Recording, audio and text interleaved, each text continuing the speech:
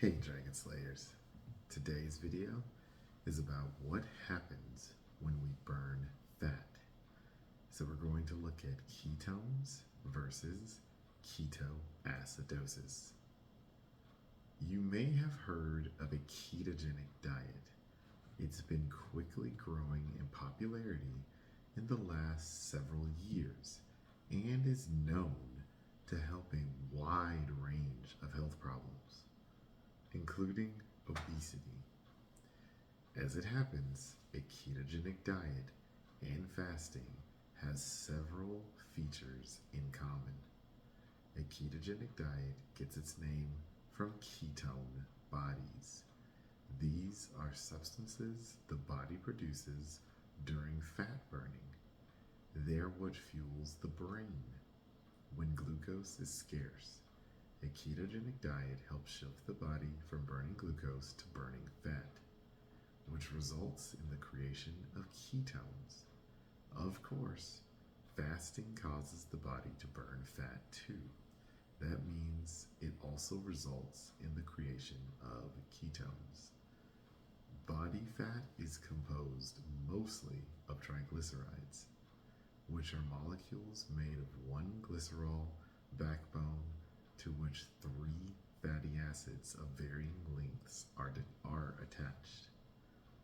During fat burning, the triglyceride molecule is broken down into the glycerol backbone and the three fatty acids. The fatty acids are used directly by most of the organs in the body, including the liver, kidneys, heart, and muscles. However, certain cells are not able to burn fat, including the inner part of the kidneys and red blood cells. To supply the glucose those cells need, the liver uses the glycerol backbone to manufacture new glucose molecules. More importantly, though, the brain cannot use fatty acids either.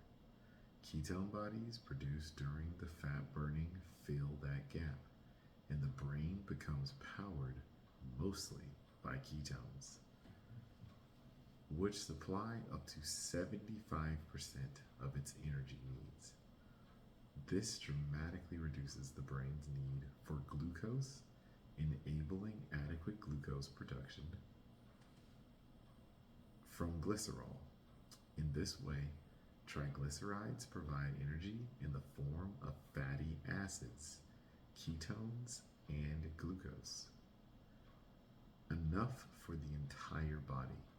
So yes, the brain still requires glucose to function normally during fasting, but we do not need to eat glucose. We can manufacture enough glucose to power the entire body simply from body fat. So this is a normal situation. This is the way the body is designed to work. If you have type 1 diabetes, you may have been warned about the dangers of diabetic ketoacidosis. This isn't the same thing as ketosis, which is simply the state of producing ketone bodies.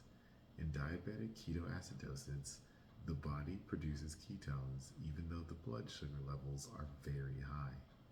In this situation, insulin levels should be high to handle the blood sugar, but with the insulin producing pancreatic beta cells destroyed, the body doesn't produce enough insulin. This is why type 1 diabetics need to take insulin. Their bodies simply don't make enough. Due to the lack of insulin, the body produces lots of ketones. But since there's plenty of glucose in the bloodstream, the brain prefers to use glucose. The ketones are not burned for fuel. Instead, they pile up outside the cells, like unused logs of firewood. This creates a dangerous and even life-threatening situation. In the normal, non-diabetic situation, ketones are high but are continuously being burned by the brain for fuel. 1 diabetes, don't worry, you won't develop ketoacidosis. So that's what I've got for you guys today. Don't forget to like and subscribe because it really helps the channel out. And remember, guys, that together, you and I will slay the dreaded diabetes dragon.